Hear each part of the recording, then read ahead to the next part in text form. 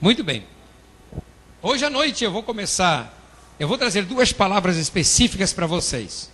Hoje à noite eu quero trazer uma palavra sobre o propósito de Deus para a sua vida, que envolve o propósito de Deus para a igreja.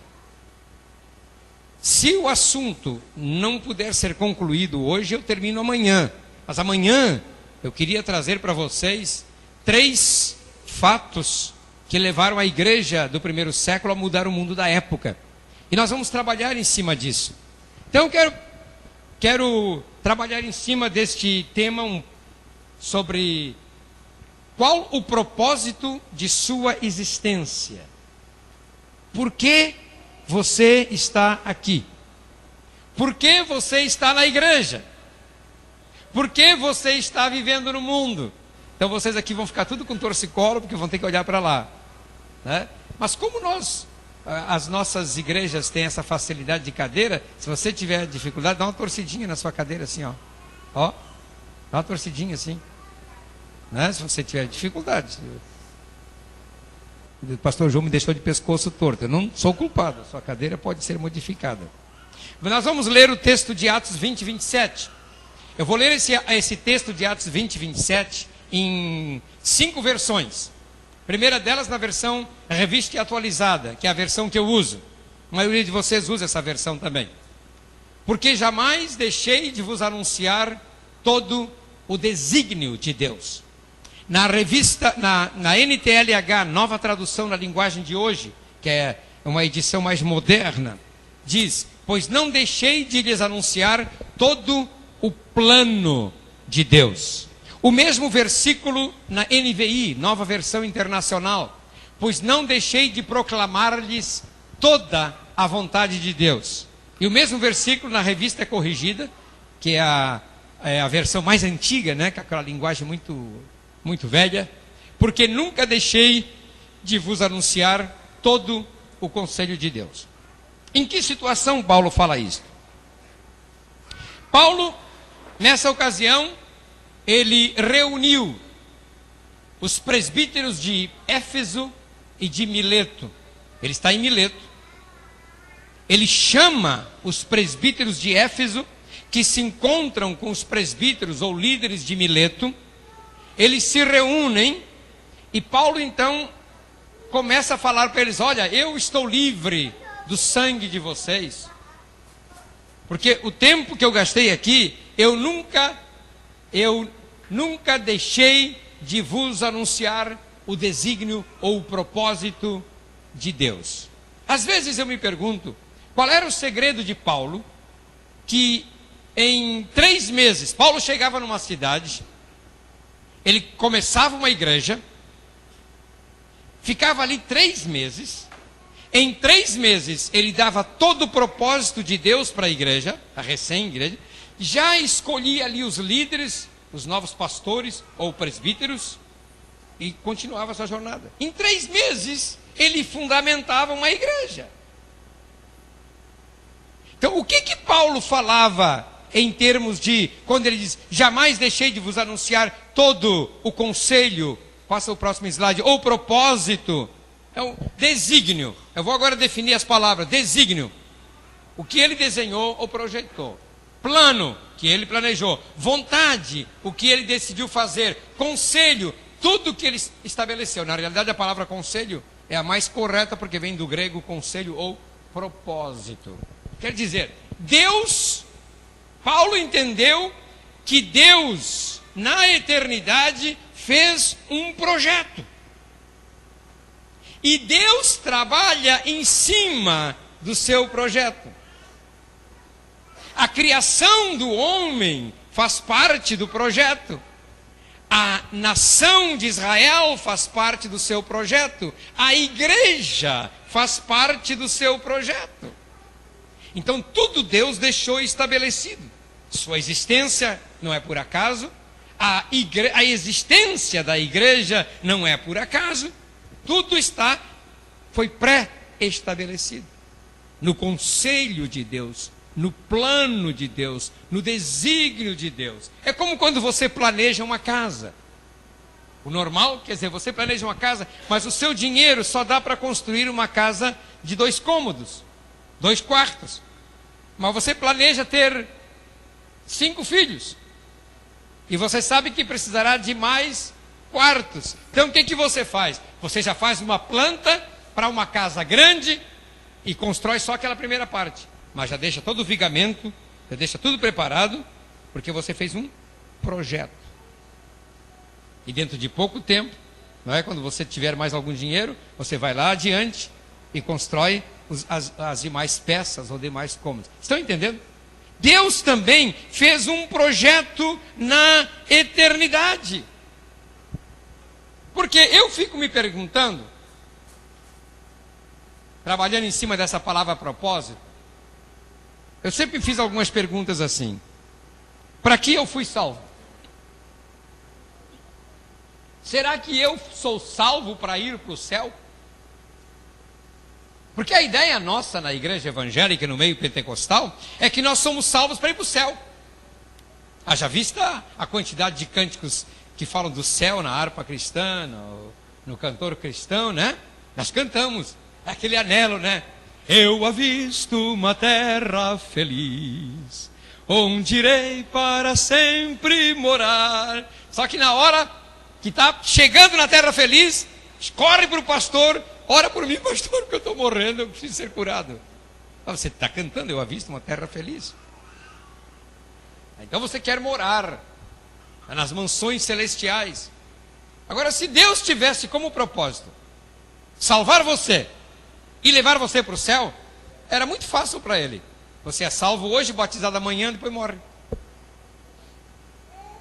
Mas fácil para Deus. Vai morrendo. Quer dizer, era muito fácil. Você se converte, dentro de alguns meses, você é recolhido e vai para o céu. Porque a finalidade da sua salvação foi o céu. Mas não é o céu. A finalidade da sua salvação é aqui na terra. Deus não salva você para você ir para o céu. Nós vamos para o céu porque é o lugar do nosso destino. Você vai ver agora durante a pregação que nós vamos falar sobre isso. Nós, ao fim e ao cabo, vamos parar no céu. Mas Deus não nos salvou, nós vamos retornar para a nossa origem celestial. Mas Deus não nos salva para ir para lá. Deus nos salva para nós cumprirmos com o propósito dele aqui na terra. Diga comigo, eu fui salvo para ficar na terra e cumprir o propósito de Deus. Ah, peguei vocês agora. Então agora, pastor João, qual é o propósito de Deus? O que Deus tem em mente? Então agora, a partir disso aí, nós vamos ler alguns versículos desse texto de Efésios 1, 3. Desculpe-me, eu não coloquei esse texto, ele é muito longo, eu não quis colocá-lo no multimídia. Então eu faço questão de ler aqui o texto de Efésios. Efésios está no Novo Testamento, é facinho de achar, né? Tá? Efésios 1, 3 a 14, Romanos 8, 29 e 30. Mas desse texto de Efésios 1, 3 a 14, eu vou destacar algumas coisas. Bendito Deus e Pai de nosso Senhor Jesus Cristo, que nos tem abençoado com toda a sorte de bênção espiritual nas regiões celestiais em Cristo. E olha o versículo 4. Assim como nos escolheu nele, quando? Quando você foi escolhido em Cristo? Antes da fundação do mundo. Eu estou projetando você para a eternidade. Paulo está dizendo, nós fomos escolhidos em Cristo antes da fundação do mundo. De sorte que o fato de você estar hoje vivendo na terra é porque houve um propósito na eternidade. Com a sua vida. Antes da fundação do mundo, para sermos santos e irrepreensíveis perante Ele. Depois, hoje não vai dar para eu falar sobre essa parte aqui. Nos predestinou para Ele, para a adoção de filhos, por meio de Jesus Cristo. E também não vou falar sobre essa parte, mas eu quero destacar essa parte aqui, segundo o beneplácito da sua vontade. um pouquinho antes do culto, eu abri meu texto grego ali, não é? Da minha Bíblia online, para saber o que Paulo quer dizer com beneplácito da sua vontade. Segundo o seu prazer, segundo o seu desejo. Quer dizer, Deus na eternidade teve o prazer, teve a alegria de nos projetar e de projetar uma família para Ele que vivesse aqui na terra. Você está se achando? Isso é lindo. Segundo o beneplácito, ele fala em beneplácito 2 vezes, porque ele volta a falar beneplácito no versículo 9 de novo. Desvendando-nos o mistério da sua vontade, segundo o seu beneplácito que propuser em Cristo. Quer dizer, para o deleite de Cristo, Ele nos escolheu ou nos programou já na eternidade. E aí ele continua, todo o texto aqui, né? Versículo 11. Nele digo, no qual fomos também feitos herança, como é que diz na sua Bíblia? Predestinados, segundo o propósito daquele que faz todas as coisas conforme o conselho da sua vontade. Então não tem escape. Você foi programado por Deus para viver na terra, nesta época, neste tempo, para cumprir com o propósito dele. Vamos descobrir esse propósito agora. Vamos trabalhar um pouquinho em cima desse propósito. O outro texto, é o de texto de Romanos 8. Eu esqueci de ler para vocês. Romanos 8, 28 e 29, que é um texto também muito conhecido, não é? É o texto de muito conhecido. Ele diz assim: por quantos que de antemão conheceu, também os predestinou para serem conformes à imagem do seu Filho, a fim de que ele seja o primogênito entre muitos irmãos. Quer dizer, nós já fomos escolhidos, predestinados com um propósito. Então agora eu vou começar a trabalhar com vocês em alguns pontos, algumas definições que os irmãos têm que entender. Primeiro, tudo começa e termina com Deus. Repita comigo aquela frase lá de cima. Tudo começa e termina com Deus. Então a questão não é quem você é, mas quem Deus é. A questão não é você, mas Deus. Quer dizer, eu estou transferindo a razão da sua existência para Deus. Por isso que o texto de Colossenses 1,16, eu botei ali na nova tradução, na linguagem de hoje, pois por meio dele, Deus criou tudo no céu e na terra, tanto que se vê como que não se vê, inclusive todos os poderes espirituais, as forças, os governos e as autoridades, por meio dele e para ele. Deus criou todo o universo. Jéssica, nós temos aquela música que nós cantamos, por meio dele. Como é que a gente canta sempre na igreja? Porque para ele. Canta lá para mim. Vamos, Jéssica, canta. E por ele, para ele são todas as coisas. Porque ele, por ele, para ele são todas as coisas. A ele a glória, a ele a glória, a ele a glória, para sempre, amém. Pode voltar ali. Então veja bem, o texto diz que é por ele, para ele, por meio dele, ele criou todas as coisas. Segunda coisa, segundo ponto, você só fará a vontade de Deus quando descobrir que você foi feito por Deus e para Deus. essa conscientização. Eu fui criado por Deus e para Deus. Deus, quando me colocou no mundo, tinha um propósito. Como é bom quando as nossas crianças, os nossos jovens, desde cedo começam a entender que há uma razão para eles estarem na terra. Que eles estão encaixados no propósito de Deus. Porquanto quem quiser salvar a sua vida, perdê-la-á. E quem perder a vida por minha causa, achará. No próximo slide ali eu mostro a melhor tradução. A melhor tradução é: a obsessão comigo mesmo nesses assuntos leva a uma situação sem solução. A atenção para com Deus nos leva a uma vida livre e abundante. Quer dizer, o que eu quero dizer com isso? Quando eu descubro o propósito de Deus, eu tenho abundância de vida, eu tenho alegria, eu tenho prazer em viver. Diga, eu tenho prazer em viver. Não mente. Terceiro, Deus pré-ordenou todas as coisas em sua infinita sabedoria.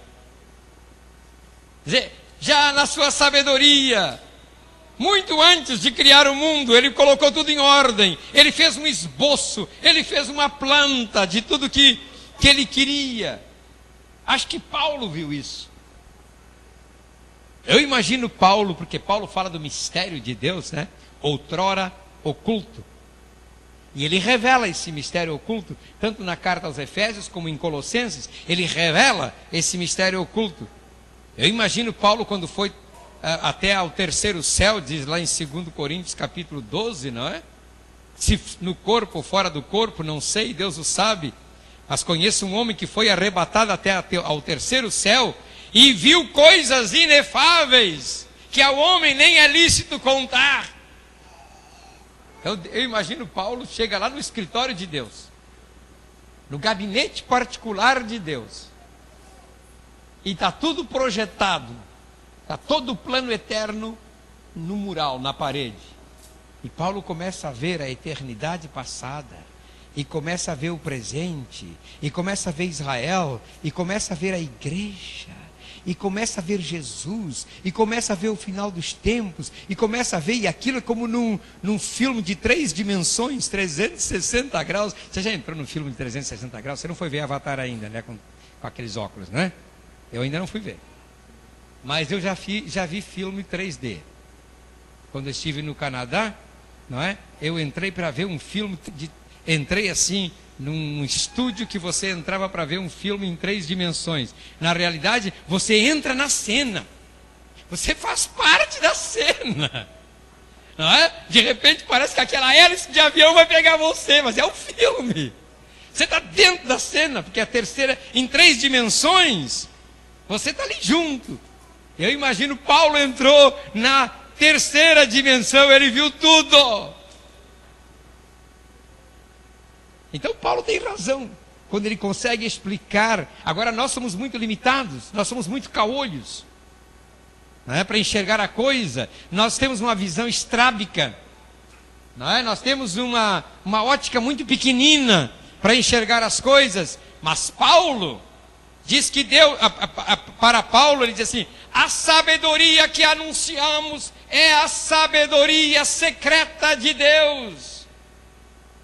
Imagina qual é a sabedoria secreta de Deus. Paulo diz: eu anuncio a sabedoria secreta de Deus. Nós não conseguimos nem anunciar a sabedoria revelada de Deus. Agora anunciar a sabedoria secreta de Deus, escondida dos seres humanos, a sabedoria que o próprio Deus, antes mesmo da criação do mundo, já havia escolhido para a nossa glória. Agora sim dá para dizer: oh glória, que maravilha, né? Que maravilha. Quarto, não, agora já é um segundo ponto. Você não é um acidente, você foi concebido na mente de Deus. Deixa eu coordenar minhas anotações aqui. Você não é um acidente. Nenhuma pessoa nasce por acidente. Deus a permite nascer com um propósito. Quando os discípulos o povo perguntou a respeito do cego de nascença, em João 9, né? Senhor, quem pecou? Este ou seus pais, para que nascesse assim? Já queriam achar que o rapaz era cego de nascença porque pecou. Outros achavam que ele pecou, ele nasceu cego de nascença porque os pais pecaram. Nem ele nem os pais pecaram. Mas nasceu assim para que o nome de Deus fosse engrandecido. Quando você começa a enxergar pela perspectiva de Deus, você é feliz. Você já não tem mais problemas. Ele diz assim: assim diz o Senhor que te criou e te formou desde o ventre, que te ajuda. Não temas, ó Jacó, servo meu, ó amado, a quem escolhi. O outro texto ali, ó, no Salmo 138:8, o Senhor cumprirá o seu propósito para comigo. Você crê que o Senhor cumprirá com o propósito com a sua vida? Amém? Mas eu hoje vou inverter esse versículo. Eu quero dizer que você é que tem que cumprir com o propósito de Deus. Ele vai cumprir a parte dele. Ele cumpre com a parte dele, mas você tem que cumprir a sua parte. Você tem que entender a razão que você foi chamado. Segundo lugar, Deus determinou cada detalhe do seu corpo. Segundo lugar, isso, moço, tá pegando aí, né? Tá? Deus determinou cada detalhe de seu corpo. Acho lindo esse texto. Meus ossos não estavam escondidos de ti, quando em secreto fui formado e entretecido, como nas profundezas da terra, os teus olhos viram o meu embrião. Imagina naquela época, quando a ciência, a medicina não era evoluída. O Salmo 139, que Davi escreve, é um salmo que ele fala de ainda o ser sendo criado. Hoje nós sabemos que a primeira coisa que forma, não é? A primeira coisa que forma na concepção é o coração. Já está batendo, já começa a bater o coração. Já começa a bater o coração, ainda com 1 centímetro, já começa a bater o coração, já entrou vida, já entrou vida, já entrou vida quando se unem, não é? O espermatozoide com o óvulo, e aí fecunda, já começou a vida, já começou a vida, já começou a vida. E as mulheres dizem assim: não, mas eu tenho direito sobre o meu corpo, portanto eu tenho direito de abortar. Ninguém tem o direito de abortar. Porque nenhuma mulher, nenhum homem é dono do seu corpo. Deus é dono do seu corpo. Meus ossos não estavam escondidos de ti, quando em secreto fui formado. Oh, deixa lá, rapaz. Isto. E entretecido como nas profundezas da terra, os teus olhos viram o meu embrião. Posso, agora sim, vai mais adiante, não é? Todos os dias determinados para mim foram escritos no teu livro antes de qualquer deles existir. Você sabia que Deus sabe quanto tempo você vai viver na terra? Eu não me preocupo quanto tempo vou viver ou morrer, para morrer. Eu só faço uma oração como Davi fez. Davi, quando ficou doente uma vez, ele disse assim: ó Senhor, não me leves na metade da minha vida. Eu fiz essa oração quando eu tinha 52 anos. E eu estava sofrendo com um problema cardíaco, eu tinha angina de peito, não é? E o Senhor me curou da angina de peito, porque o médico me proibiu tantas coisas, inclusive algumas coisas que eu mais gostava, né? Que era fazer sexo e jogar futebol. E aí eu não podia, não é? Então, o médico me proíbe essas coisas, né? Aí eu vou para o meu gabinete e eu choro ao Senhor. Ai, Senhor, agora 52 anos, condenado. Minha esposa saiu lá do quarto dela. É bom ter uma esposa assim, né? Veio lá onde eu estava chorando, impôs as mãos sobre mim e disse: Senhor, ela disse, quando eu tinha 40 anos, meu esposo orou por mim e eu fui curada do coração. Isso ela, na oração dela, ela se lembrou que quando eu orei por ela, ela foi curada do coração, porque ela tinha um distúrbio na válvula mitral. Agora, Senhor, Meu marido precisa ser curado. E orou por mim. Eu fui curado. Eu fui fazer depois ali há 15 dias, eu fiz aquele cateterismo, né? Para descobrir qual era o problema que eu tinha. E eu não tinha nada. Aí meu cardiologista suspendeu todo aquele sublingual que eu tinha que tomar. E disse, não, está livre, pastor. À vontade agora. À vontade. Aí eu voltei a jogar futebol e fazer outras coisas. Então, fiquei curado. Só fiz a oração de Davi: Senhor, não me leves na metade da minha vida, porque eu sei que os meus dias já estão determinados e foram escritos no livro de Deus. João Antônio de Souza Filho, nascido na Barra do Aririú, em Palhoça, Santa Catarina, no dia 14 de junho de 1946, vai viver tanto, já está determinado lá. Eu não me preocupo. Ou você se preocupa? Continuamos. Quarto lugar, Deus programou onde você nasceria e onde moraria para o propósito dele. Agora essa não, pastor João. Deus não programou para eu morar aqui em Criciúma. Sempre detestei morar aqui. Eu queria ter morado, Senhor, na beira da praia, lá em Florianópolis. Mas não aqui. Mas Deus programou, está ali. De um só fez ele todos os povos. Paulo falando para os irmãos lá. De um só fez ele todos os povos para que povoassem toda a terra, tendo determinado os tempos anteriormente estabelecidos e os lugares exatos em que deveriam habitar. Você está morando em Criciúma? Deus estabeleceu na eternidade que o seu lugar é Criciúma. Como eu? Ele estabeleceu que eu tenho que morar nesses lugares. Agora imagina que eu sempre detestei morar em Cachoeirinha. Eu sempre anelava morar em Florianópolis. Eu passava por Florianópolis e dizia assim para minha esposa: por que será que Deus nunca me traz para cá, né? Olha que cidade linda. Aí Deus me trouxe. Aí eu detestei Florianópolis, porque é só engarrafamento e cheiro de esgoto. E aquelas praias podres, à exceção de algumas prainhas lá na ilha, o resto é tudo podre. Onde eu caminhava é só fedor, só água podre, só esgoto. Não quero mais aqui, senhor, desculpe. Aí fui morar em Cachoeirinha, sempre detestei Cachoeirinha. Eu tinha um apartamento em Porto Alegre, na frente do shopping Guatemi, a Chácara das Pedras.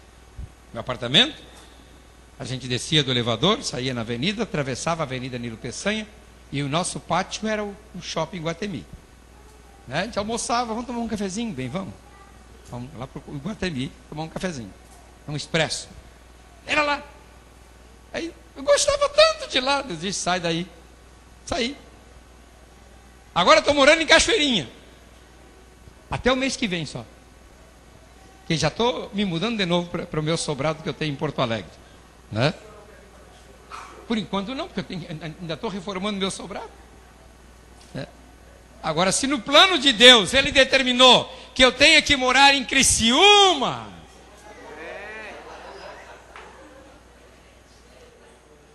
Deus programou, eu fiz 3 pontinhos, vocês entenderam. Deus programou onde você nasceria e onde moraria para o propósito dEle. Quando você enxerga isto, meus irmãos, você fica alegre onde você está. Você aprende a amar o lugar onde você vive. Pode ser o lugar mais feio, você começa a amar o lugar mais feio. E você vai trabalhar para que aquele lugar mais feio se torne um lugar bonito. Se torne um jardim. Você vai programar para isso. Mas vamos continuar aqui. Daqui a pouco eu começo a me emocionar. Começo a falar em ecologia e coisas assim. Não é? Quinto lugar. Deus nunca fez nada por acaso. Efésios 1:4. Porque Deus nos escolheu nele, quer dizer, em Cristo, antes da criação do mundo. Já há um propósito eterno que Deus designou no passado. Então você não é um acidente. Tá bem? Você foi concebido na mente de Deus. Em sexto lugar, neste ponto, Deus já pensava em você antes de criar o mundo. Esse texto de Tiago 1,18 é muito interessante. Por sua decisão, Ele nos gerou pela palavra da verdade, a fim de sermos como que os primeiros frutos de tudo que Ele criou. Que coisa linda! Deus já pensava em mim antes de criar o mundo. Então, depois de entender essas coisas, pode passar o próximo slide. Você começa a corrigir os rumos da sua vida. E é o meu propósito aqui hoje à noite, é levar você a fazer uma correção de rumo na sua vida. A correção de rumo na sua vida vai ser muito importante, porque vai corrigir os rumos da igreja também. Quando você entende o propósito de Deus, que o propósito de Deus é colocar o homem na terra, fazê-lo prosperar na terra, fazê-lo ganhar o sustento da terra, viver aqui na terra, para louvor e honra do nome de seu Filho Jesus Cristo, quando você entende que Ele colocou você nessa cidade, para morar nessa cidade, e que aqui é o lugar que Ele quer que você frutifique, você começa agora a corrigir o seu rumo. Opa! Então, eu tenho que continuar por aqui. Acho que era isso que Abraão entendeu. Abraão com 100 anos de idade, pastor Jair. Pastor Rubem. Eu sempre confundo chifre hereditária com o chifre do rei da Itália. Aí eu confundo um com o outro. Mas viu, Rubem? Com 100 anos de idade, a Bíblia diz que Abraão plantou um jardim no deserto. Plantou tamargueiras. Plantou palmeiras no deserto. Imagina quem é que vai plantar uma jabuticabeira com 100 anos. Como é que eu vou comer essa jabuticaba? Só daqui a 15 anos.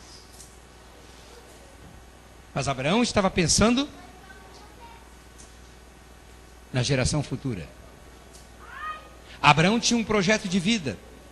A Bíblia diz que ele peregrinou na terra, não é? E morou em tendas, porque olhava, diz lá em Hebreus 11, porque olhava, ele via a cidade que tem fundamentos, da qual Deus é o arquiteto e sabe o construtor. Abraão estava olhando a igreja lá no futuro. Sabia que Abraão viu a igreja? Jesus disse assim, João 8,56, Jesus disse: Abraão viu os meus dias, viu-o e regozijou-se. E Hebreus 11 fala: Abraão viu a cidade que tem fundamento. Que cidade que tem fundamento é essa? Não é Jerusalém. Abraão passou em frente de Jerusalém, chamava-se naquela época Salém. Era uma vilazinha.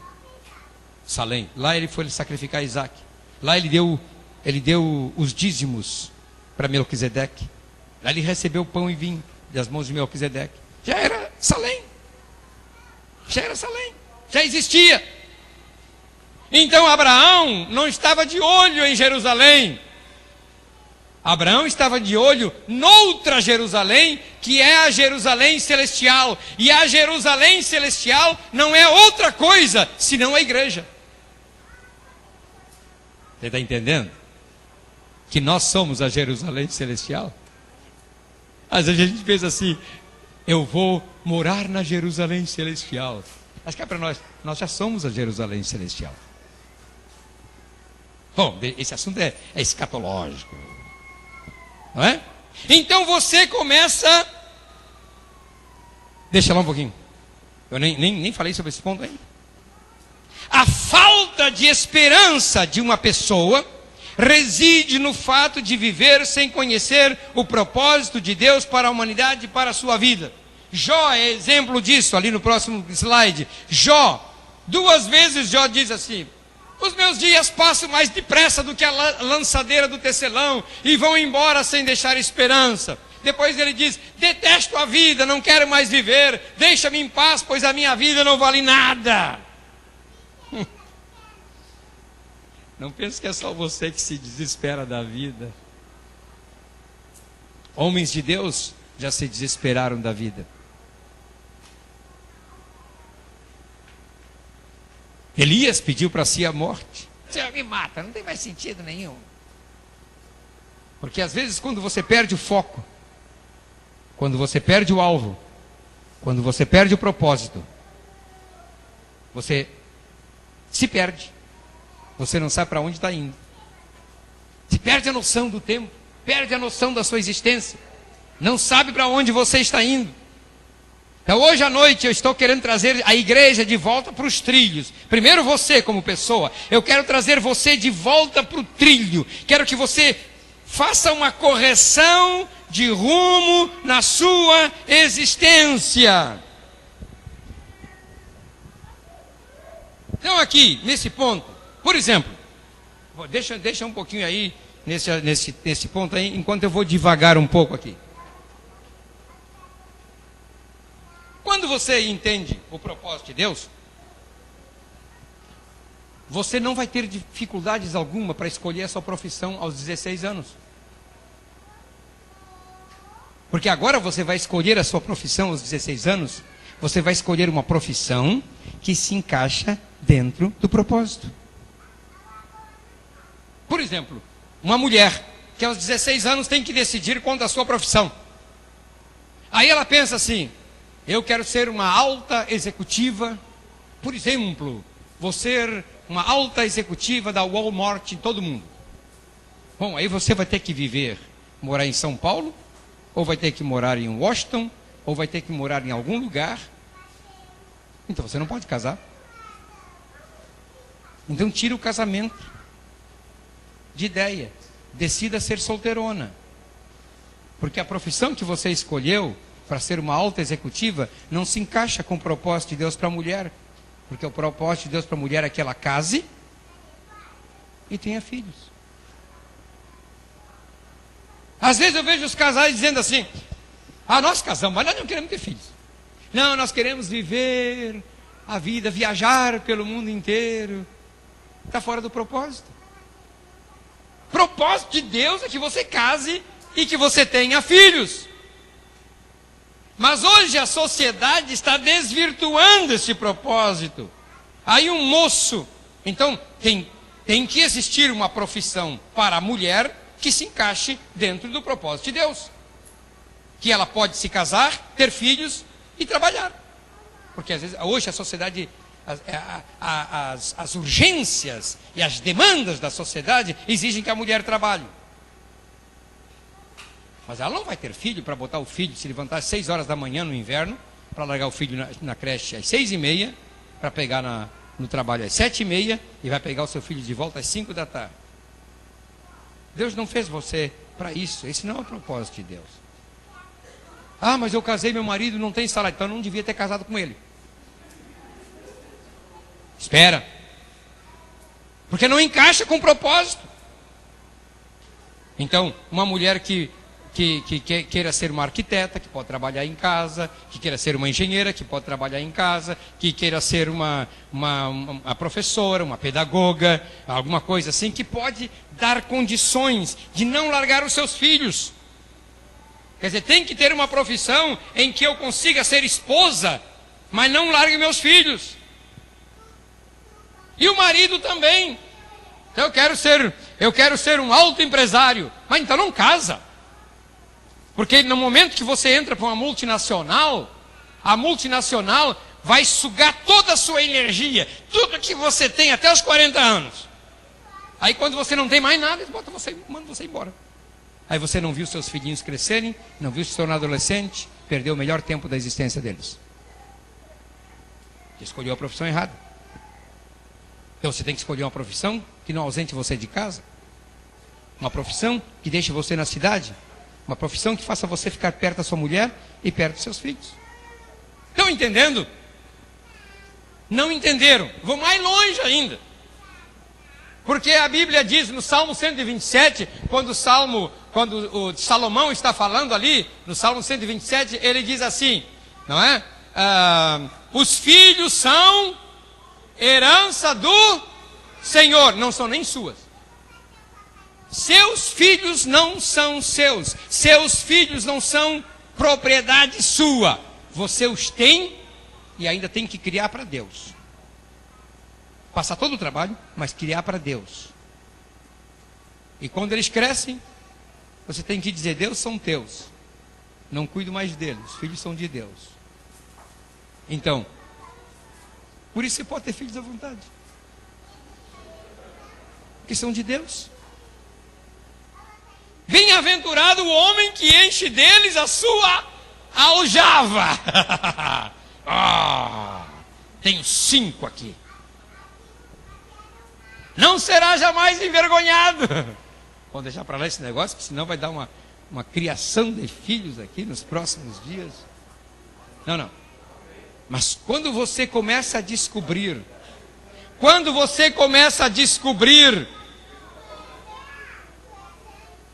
que a sua vida tem que andar conforme o propósito de Deus, você consegue corrigir os rumos da sua vida, sua família, sua profissão, seus filhos, a vida da igreja, e você já não mais ambiciona as coisas do mundo, porque você está aqui na terra para cumprir com o propósito de Deus. Amém? Ou amém? Não, porque tem alguns que tem que dizer amém. Amém. Dói. Vamos caminhar um pouquinho mais aqui. Então, você deve enxergar a vida do ponto de vista de Deus. Agora sim que eu vou falar ali. Que você foi criado, você passa a entender que você foi criado por Deus, não é? Para ser eterno. Eu gosto muito desse texto de Eclesiastes 3:11, aqui está no NVI. Ele fez tudo apropriado ao seu tempo. Como é que diz ali? Também pôs no coração do homem o anseio pela... Diga, anseio pela eternidade. Por isso que você quer continuar vivendo na terra, mas lá no seu coração você está cantando: vou morar nessa terra celeste por vir. Mas eu quero viver aqui. Mas aí, mesmo assim eu quero viver lá. Não, mas eu quero continuar aqui.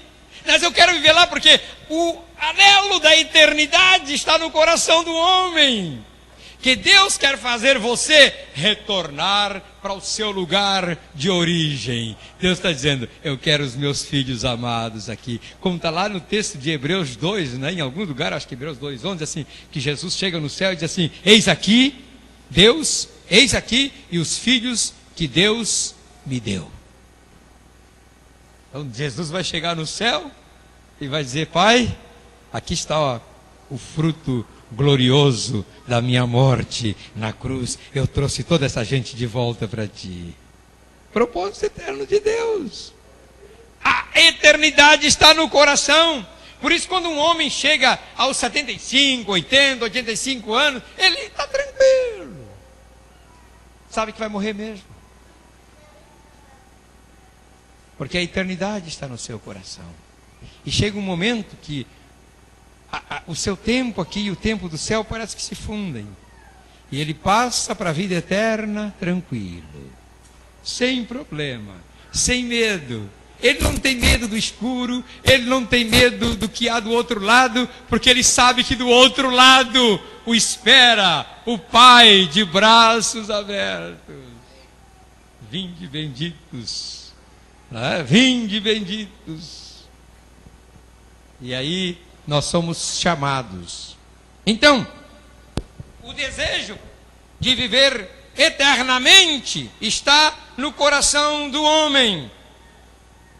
Paulo fala em 2 Coríntios 5:1: sabemos que se for destruída a temporária habitação terrena em que vivemos, temos da parte de Deus um edifício, uma casa eterna nos céus, não construída por mãos humanas. Sabia que você tem? Jesus fala em João 14, né? João 14, Jesus fala em muitos quartos, né? Quando ele diz assim: na casa de meu pai há muitas moradas. O normal seria: há muitos aposentos. É uma casa grande, cabe todo mundo. Mas como nós somos muito individualistas, a gente sempre pensa na nossa mansão celestial. Então, aqueles que pensam na sua mansão celestial, eu vou lhes contar uma história. Esses dias eu vinha caminhando, aliás, domingo passado, Eu gosto muito de caminhar, eu caminho 1 hora por dia, todos os dias, mas no domingo, assim de manhã, eu caminho 1h50, 2 horas, caminho quase 10 quilômetros. Eu saí da minha casa em Cachoeirinha, peguei a autoestrada, subi, quando eu vi, eu cheguei lá numa cidade, subi pela cidade. Então, na beira da autoestrada, estavam aquelas casinhas bem simplesinhas na beira da Freeway, que chega em Porto Alegre. Casinhas bem simplesinhas. Aí eu desci assim uma trilhazinha, atravessei um valão, aí estavam as ruazinhas asfaltadas, aquelas casinhas simples do BNH, aquelas bem antiguinhas, sabe? Entende? E aí fui subindo, à medida que eu subia, as casas iam melhorando. Quando cheguei lá em cima, 2,5 km, já tinha casas bonitas. E aí eu fiz o retorno para minha casa. E aí eu estava me lembrando da história que um dia eu ouvi. Que um irmão morreu, muito rico ele. E ele chegou no céu. E o anjo disse, agora eu vou mostrar a tua morada. E o anjo levou ele. E ele viu uma casa linda. As ruas eram de ouro.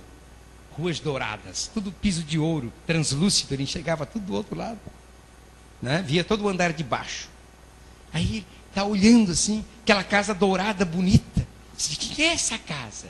É da Maria, tua empregada. Maria, minha empregada, construiu uma casa assim. Ele pensou, imagina a minha. Aí ele foi passando, daqui a pouco já não era mais rua de ouro. Eles entraram na rua de prata. Ainda era prata 99. Aí ele chegou na rua de prata, tinha uma casa bonita também. Ele perguntou, mas de quem é essa casa? É do teu jardineiro.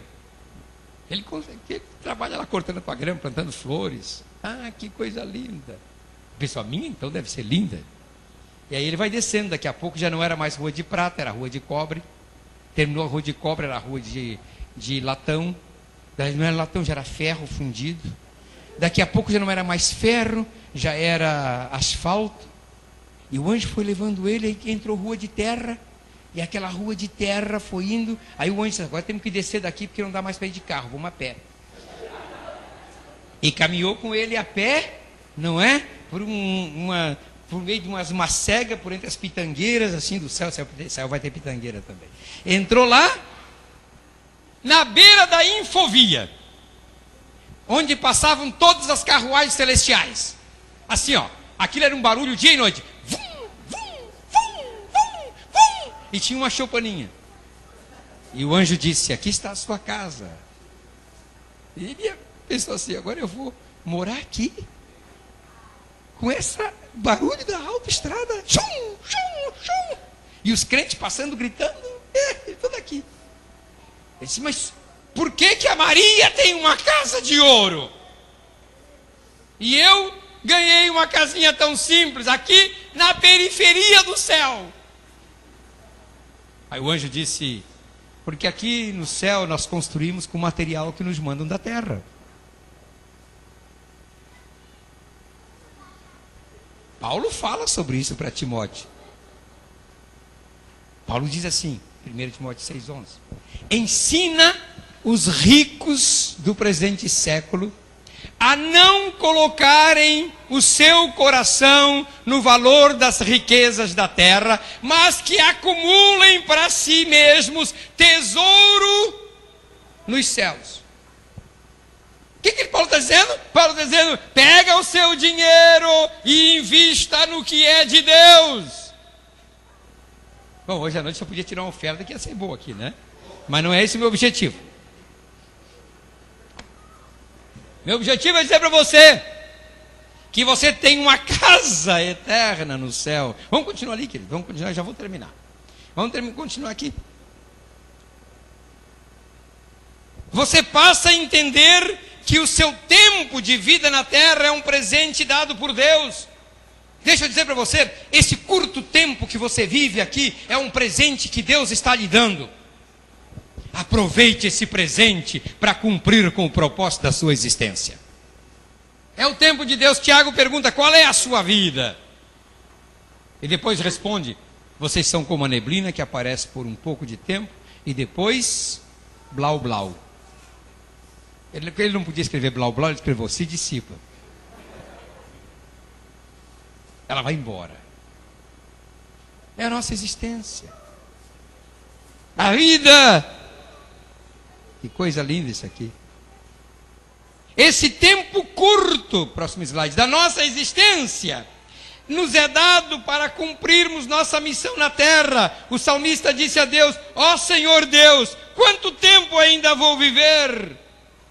Mostra-me como é passageira a minha vida. Quando é que vou morrer? Como é curta a vida que me deste. Então o nosso tempo aqui na terra é apenas um tempo de peregrinação, até voltarmos à nossa origem. E o outro slide? Isso. Salmo 119, 19 diz: sou peregrino na terra. Por isso que o hino 204 da harpa cristã, né? Sou peregrino na terra e longe estou do meu lar. Minha alma anelante espera que Cristo venha buscar. Há um anelo, há um desejo. Pedro disse: portem-se com temor durante os dias da vossa peregrinação. Eu coloquei na versão ali do NVI: durante a jornada terrena de vocês. Em último lugar, nesse ponto, a razão de nossa existência aqui na terra é glorificar a Deus. Por isso que agora vou citar Romanos 11:36, que eu comecei lá no início, né?